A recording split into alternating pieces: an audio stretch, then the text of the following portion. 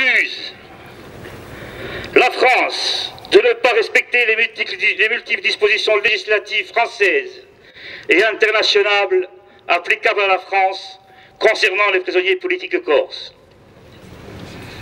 En matière d'accès au droit au rapprochement familial, j'accuse la France d'être coupable de violation de l'article 8 de la Convention européenne des droits de l'homme. J'accuse la France de transgresser sa propre loi pénitentiaire, numéro 2009-1436 du 24 novembre 2009. J'accuse la France de ne pas appliquer la règle pénitentiaire européenne numéro 17.1. J'accuse la France de ne pas se conformer à l'article D402 du Code de procédure pénale.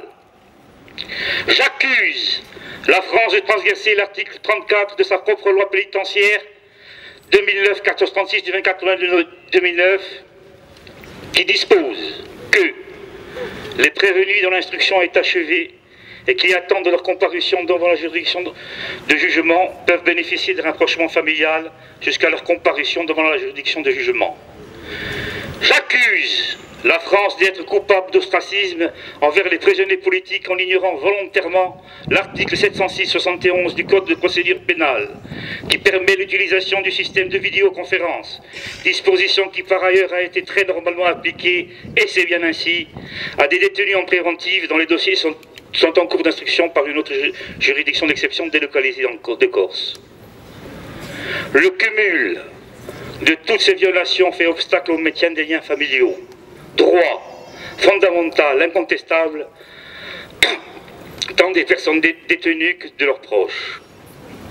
En matière de droit à la santé, j'accuse la France d'être coupable de violation de l'article 3 de la Convention européenne des droits de l'homme, pour avoir maintenu pendant 15 mois Jean-Pascal Cesari dans des conditions de souffrance inadmissibles, en détention, alors que les certificats d'experts médicaux parisiens avaient déclaré sa détention incompatible, son maintien en détention incompatible.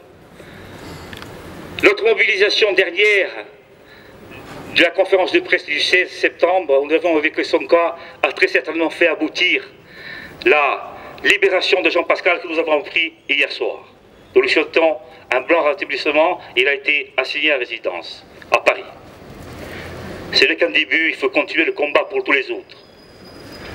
J'accuse la France d'être coupable de violation de l'article 26 de la Déclaration universelle des droits de l'homme relatif au droit à l'éducation, droit civil et donc applicable à tous les détenus.